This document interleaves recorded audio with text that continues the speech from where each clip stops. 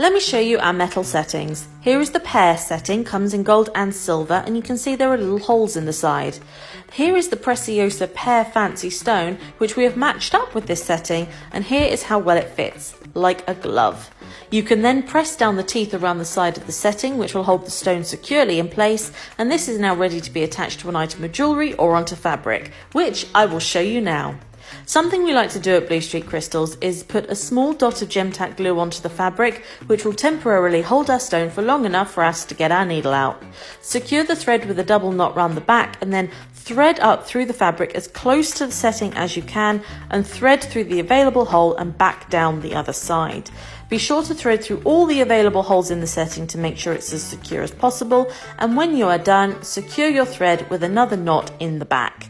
We also have settings for chattens, which can be found at our website bluestreakcrystals.com in our findings section.